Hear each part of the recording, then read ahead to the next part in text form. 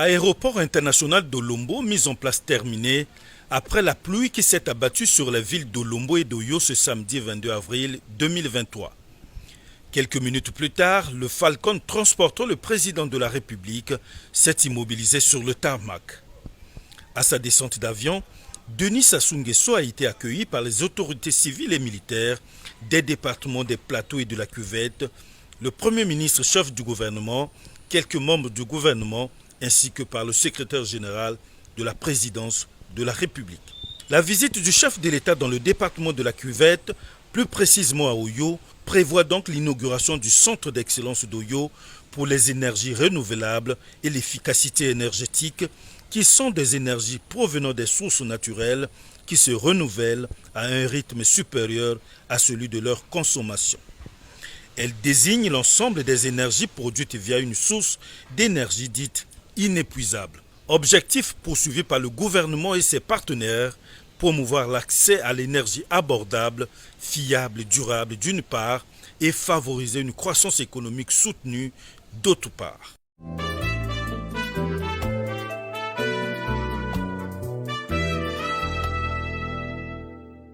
Dans le cadre des consultations régulières entre les chefs d'État africains, le président de la République de Guinée-Bissau, Umaro Sissoko Embalo, est arrivé ce samedi 22 avril 2023 à Oyo via l'aéroport international d'Olombo. À sa descente d'avion, il est accueilli par le Premier ministre chef du gouvernement, Anatole Koliné Makosso. Le cérémonial d'accueil présente les salutations des corps constitués des départements des Plateaux et de la Cuvette, suivi de celle d'une dizaine de ministres présents à cette réception.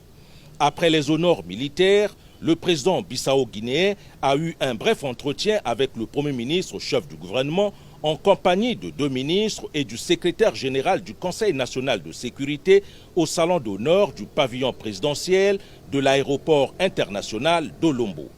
Après Olombo, le cortège présidentiel s'est ébranlé en direction de la ville d'Oyo où les deux chefs d'État ont eu un large échange de vues sur les questions d'intérêt commun, notamment la coopération bilatérale entre le Congo et la Guinée-Bissau, les questions de paix et de sécurité en Afrique avec le conflit intersoudanais qui a fait de centaines de victimes et occasionné de milliers de déplacés. Denis Sassou Nguesso et Umaro Sissoko Embalo ont également élargi leurs discussions sur la crise russo-ukrainienne.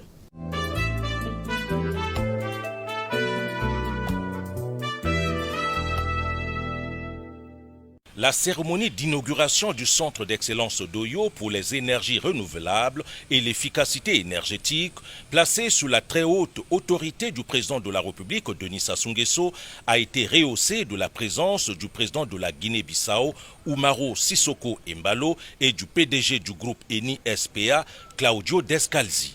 En effet, le Congo, qui fait partie du bassin du Congo, premier poumon de la planète, est résolument engagé dans la lutte contre le changement climatique. La création du centre d'excellence d'Oyo s'inscrit pleinement dans les cadres internationaux et sous-régionaux, notamment l'agenda 2030 pour le développement durable, l'agenda 2063 de l'Union africaine et le livre blanc de la CEMAC pour une politique régionale intégrée d'accès universel aux services énergétiques modernes et de développement économique et social 2014-2030. Dans le prononcé de discours qui a enrichi cette cérémonie d'inauguration, le maire d'Oyo, Gaston Yoka, après avoir souhaité la bienvenue aux invités de marque, a rassuré le chef de l'État des dispositions qui seront prises pour garantir la protection du site. Pour Claudio Descalzi, PDG d'Eni SPA, c'est dans le cadre de son engagement sociétal que Eni a contribué à la décarbonisation du Congo et à la réalisation des objectifs de développement durable par le financement de ce centre à hauteur de 24 millions d'euros. Le centre d'excellence d'Oyo est organisé en deux parties. La première, le centre de recherche, et la seconde, le logement des chercheurs. Le centre de recherche est conçu pour être un centre de pointe répondant aux normes internationales les plus élevées. Pour cette raison, le développement s'appuie sur les meilleures technologies qui permettront d'étudier et de développer le secteur d'énergie renouvelable du pays. ainsi que sur les technologies innovantes qui seront appliquées dans les communautés locales. La mission principale du Centre d'excellence d'Oyo est de promouvoir et d'entreprendre des projets et des recherches appliquées en relation avec les énergies renouvelables et l'efficacité énergétique et les domaines connexes dans l'intérêt de contribuer à la création d'un marché de l'énergie durable, intégré et inclusif, tout en soutenant les chercheurs locaux et internationaux ainsi que le renforcement des capacités institutionnelles au Congo et dans la sous-région. Pour Raymond Tavares, représentant de l'ONUDI en Afrique centrale, l'ONUDI, organisation initiative du programme de réseau mondial de centres régionaux pour l'énergie durable, mettra en place un modèle de soutien technique pour la conceptualisation et l'opérationnalisation du centre d'excellence d'Oyo au cours de ses 5 premières années de fonctionnement. Enfin, la ministre de l'Enseignement supérieur, Edith Delphine Emmanuel, a dans son discours souligné que la présence du président Denis Sassou Nguesso en ce lieu témoigne de son engagement pris dans son projet de société, ensemble poursuivant la marche de promouvoir le développement durable au moyen de la recherche scientifique. L'inauguration du centre d'excellence d'Oyo, ce jour, nous permet de témoigner de la place cardinale de l'énergie dans les sociétés humaines et ainsi de déclamer l'éloge de l'énergie. L'autre temps fort de cette cérémonie d'inauguration a été la décoration par le président de la République d'un échantillon de personnalités qui ont contribué à la réussite du projet au grade de chevalier, officier et de commandeur. Après la décoration, le président de la République a procédé à la coupure du ruban symbolique marquant l'inauguration du centre d'excellence d'Oyo pour les énergies renouvelables et l'efficacité énergétique. Une photo de famille a immortalisé l'événement. Après les décorations et le dévoilement de la plaque inaugurale, le président de la République, Denis Sassou Nguesso, et son homologue bissau-guinéen Umaro Sissoko Embalo ont visité de bout en bout le centre d'excellence d'Oyo pour les énergies renouvelables et l'efficacité énergétique, maillon essentiel pour le développement durable de la recherche dans notre pays. S'en est suivi le bain de foule. La dimension de l'accueil réservé au président de la République et à son homologue Umaro Sissoko Embalo de la Guinée-Bissau ce dimanche 23 avril 2023 à Oyo est considérée comme l'expression de la reconnaissance par les populations du dévouement du chef de l'État pour la noble cause de défense des valeurs de paix, de sécurité, de solidarité et de développement. Les populations, c'est bien d'elles qu'il s'agit, ont arboré des t-shirts et de banderoles vantant les mérites du programme de gouvernement du chef de l'État, ensemble poursuivant la marche et affichant dans la ferveur de l'événement fidélité et soutien à Denis Sassou Nguesso. Les populations qui vivent au quotidien les changements qui s'opèrent de façon spectaculaire n'ont pas caché leur satisfaction. Il faut apprécier la qualité d'homme diplomate de notre chef d'État parce que c'est un centre, il n'y en a pas beaucoup en Afrique à l'heure actuelle. Beaucoup de pays voulaient accueillir, abriter ce centre chez eux. Mais par la façon de faire de notre chef de l'État, il a fait que la communauté internationale s'intéresse à notre pays, le Congo. Nous comprenons tous à travers les différentes rencontres internationales sur l'environnement et c'est dans ce sens que je comprends l'importance de ce centre. Donc aujourd'hui, pour le développement durable, pour l'avenir de la planète, il faut changer le monde, il faut évoluer. On ne va pas nier la consommation traditionnelle du courant, mais ici c'est une évolution dans la dynamique des différentes rencontres sur l'environnement. Les énergies fossiles sont limitées. Vous voyez bien le mot renouvelable, c'est-à-dire qu'on peut renouveler à tout moment. Donc il faut diversifier les sources d'énergie autres que celles que nous avons l'habitude d'utiliser.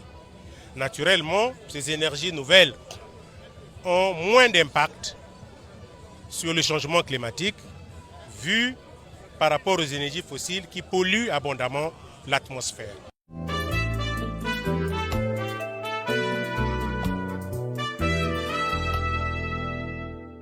Le tapis rouge déroulé La haie d'honneur, bien rangée ce jeudi 20 avril 2023 au Palais du Peuple, et pour cause, 4 ambassadeurs y sont attendus pour présenter leur lettre de créance au président de la République, Denis Sassou Nguesso. 10h35, le chef de l'État franchit le grand portail. L'instant solennel donne lieu à l'exécution de l'hymne national, suivi de la revue de troupes du détachement d'apparat et d'honneur. Ensuite, le chef de l'État est installé dans la salle des ambassadeurs. Et c'est à 10h40 que le premier diplomate a franchi le perron du Palais du Peuple. Il s'est agi de Henrik Rasband, ambassadeur extraordinaire et plénipotentiaire de Suède, qui a eu un grand honneur de présenter au président de la République, Denis Sassou Nguesso, les lettres par lesquelles Sa Majesté le roi de Suède l'accrédite auprès de la République du Congo. Un signe de fortes et excellentes relations entre le Congo et la Suède qui datent depuis très longtemps et pour des relations excellentes entre les deux pays aussi dans l'avenir, a-t-il consigné dans le livre d'or. Le deuxième diplomate qui a présenté ses lettres de créance au chef de l'État congolais à 11h15 est Carlos Robles Fraga, ambassadeur extraordinaire et plénipotentiaire d'Espagne, qui a écrit qu'il travaillera pour une meilleure connaissance entre nos deux peuples. Nous avons beaucoup de complémentarité que nous devons exploiter dans un monde en paix et solidaire, a-t-il poursuivi. À 12h, le tour a échu à Louis-Marie Magloire Koum Mentcheni d'être reçu en audience à l'occasion de la présentation de ses lettres de créance en qualité d'ambassadeur extraordinaire et plénipotentiaire de la République du Cameroun auprès de la République du Congo. Dans le livre d'or, il a écrit qu'il reste conscient de ses responsabilités d'ambassadeur dans ce pays qui, toute proportion gardée, constitue le couple parfait de l'intégration sous-régionale en Afrique centrale. Enfin, c'est à 12h30 que Vilma Reyes Valdez-Pino, ambassadeur extraordinaire et plénipotentiaire de la République de Cuba, a bouclé cette série de présentations des lettres de créance. Pour elle, Cuba et le Congo partagent une belle histoire de lutte inlassable pour le développement et la prospérité de leurs peuples respectifs. Au terme de ces audiences, le président de la République, Denis Sassou Nguesso, a quitté le Palais du Peuple à 12h50 pour regagner sa résidence du Plateau.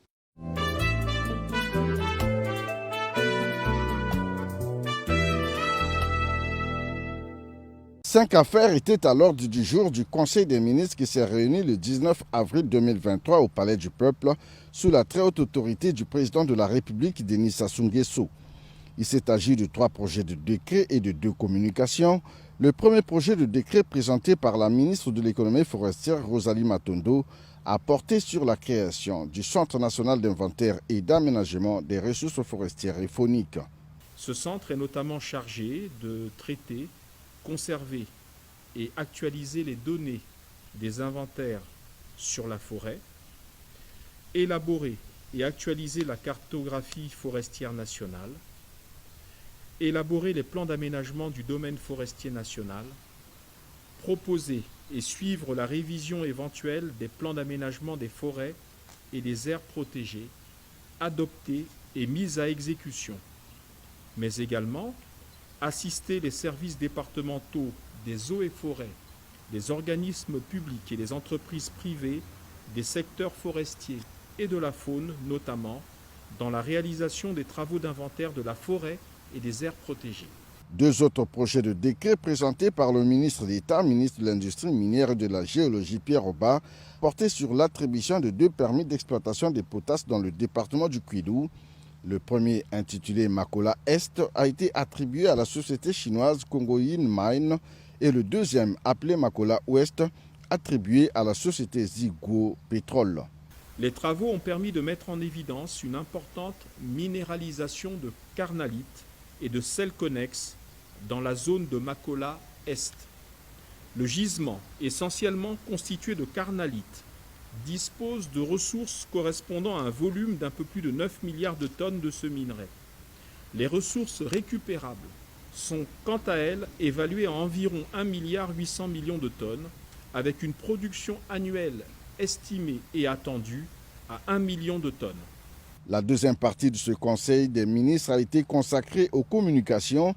La ministre de l'Environnement, du Développement durable et du Bassin du Congo, Arlette Soudan-Nono, a fait le point sur l'état d'avancement des préparatifs du sommet des 3 bassins, bassin du Congo, bassin du Bornéo-Mékong et bassin de l'Amazonie, sommet que le Congo va abriter dans les tout prochains jours.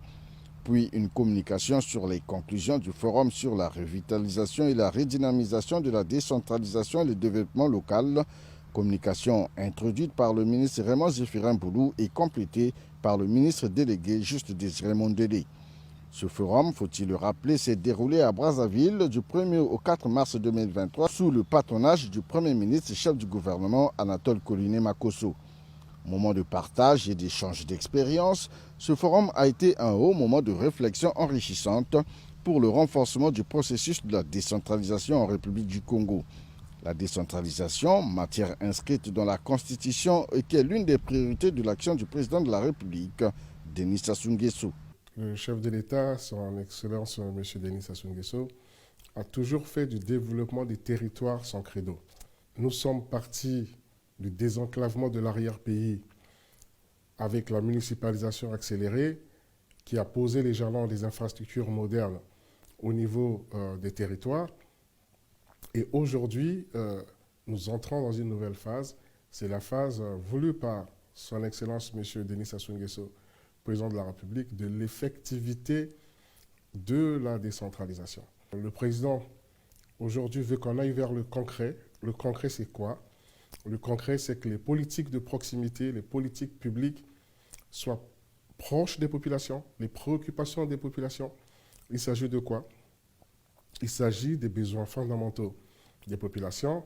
Ça va commencer par les services, donc l'administration, l'eau, l'électricité, les marchés domaniaux, l'école, la santé, les voiries urbaines, les voiries au niveau rural, et donc les pistes agricoles et autres. C'est fort des instructions claires du président de la République lors de son adresse à la nation face au Parlement réuni en Congrès. À l'occasion de la proclamation de la République, le président avait donné une instruction claire au gouvernement de la République, et c'est fort de ces instructions que le gouvernement, sous l'impulsion de M. Anatole Koliné Makosso, Premier ministre chef du gouvernement, aussi sous la couverture, donc l'accompagnement du ministre Zéphirin Boulou, qu'il a été organisé du 1er au 4 mars 2023, un forum sur la revitalisation et la redynamisation de la décentralisation du Congo. Que peut-on retenir de ce forum et quelles en sont les grandes décisions prises à l'issue de ces assises? En tout cas, une feuille de route a été actée et validée au sortir de ce forum sur la décentralisation et le développement local. Nous avions eu 21 recommandations donc, du forum, regroupées en 4 axes. Le renforcement de l'arsenal juridique, le renforcement des compétences des collectivités locales, la coopération décentralisée, la revisitation des textes juridiques. Et pour prendre un exemple précis, il a été suggéré la création d'une agence nationale d'appui à la décentralisation. Il a été aussi question de renforcer l'arsenal juridique en ce qui concerne la coopération décentralisée, et aussi, par exemple, en ce qui concerne la fonction publique territoriale. Vous voyez que la législation a évolué. Je prends par exemple un exemple, c'est concernant l'âge de départ à la retraite. Vous voyez que ça a été harmonisé au niveau de la fonction publique, au niveau de la force publique, et naturellement, il faille que cela aussi soit équilibré au niveau de la fonction publique territoriale. Donc, ça nécessite un léger toilettage, sinon une mise à jour comme on pourrait parler aujourd'hui.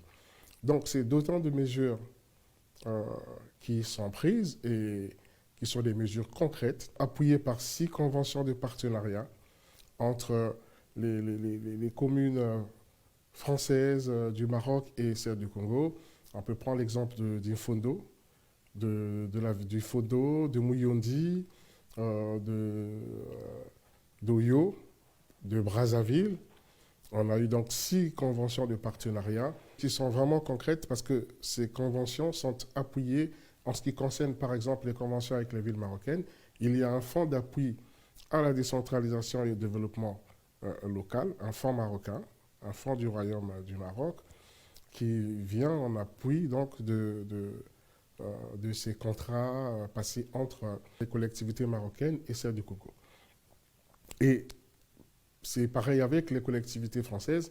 Il s'agit d'échanger les expériences, de partager aussi notre potentiel. Vous savez, le Congo est très riche. Nos villes, nos territoires ont beaucoup de choses à donner au niveau touristique, au niveau culturel, au niveau même des ressources du sol, du sous-sol, mais avant tout au niveau humain, puisqu'il y a toute une richesse à partager aussi avec d'autres villes du monde.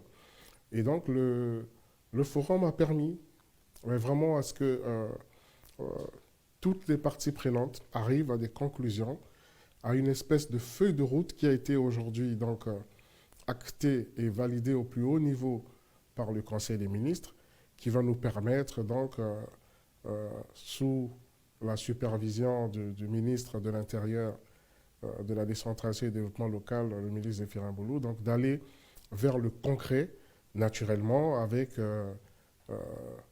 la vigilance de Monsieur le Premier ministre qui, vous le savez, a fait aussi de la décentralisation la 11e bataille de l'action gouvernementale. La décentralisation est donc un processus qui suit son cours normal avec une visée à terme qui permettra aux collectivités locales de se doter des moyens nécessaires à leur épanouissement. Très engagé dans ce dossier et très optimiste, le ministre délégué Juste Désiré Mondélé estime que tout est mis en œuvre pour que le transfert de compétences entre les pouvoirs déconcentrés et décentralisés ne souffre d'aucun conflit. Vous savez, chaque collectivité a un profilage économique, a un potentiel. Le premier pourvoyeur des fonds des collectivités locales, c'est l'État. Et l'État a créé des mécanismes. Ces mécanismes, je peux les citer, il s'agit déjà de la fiscalité des collectivités locales. Lorsque vous voyez les pilotes au sein des villes ou au niveau des communes, des départements, vous voyez, il y a les centimes additionnels qui reviennent aux collectivités locales et il y a la dotation de l'État et l'État a plusieurs mécanismes d'appui à la décentralisation. Maintenant, il faut aussi qu'au niveau des collectivités locales, que nos collectivités arrivent à se moderniser, à se digitaliser, à aller vers une maîtrise aussi de leurs propres ressources, sans naturellement en créer d'autres niches, puisque de toute façon, la loi ne permet pas aux collectivités locales de créer l'impôt, de fabriquer l'impôt, donc de la collecter. Mais il y a par contre des taxes reconnues, donc il faut aussi qu'on essaie de regarder, d'accompagner nos collectivités pour avoir la maîtrise aussi de certaines ressources. On ne peut pas d'un coup transférer toutes les matières sans créer les conditions réelles de la gestion efficace et efficiente de ces matières. Il ne s'agit pas de transférer simplement pour transférer. Ça ne se ferait pas sous le coup d'une baguette magique. C'est un processus. Nous venons de commencer avec la santé et l'éducation, et d'où la formation, d'où l'accompagnement, d'où la mise en place des comités de gestion pour qu'on essaye d'évaluer. Il est même prévu par la loi donc, la mise en place de la commission d'évaluation de la décentralisation.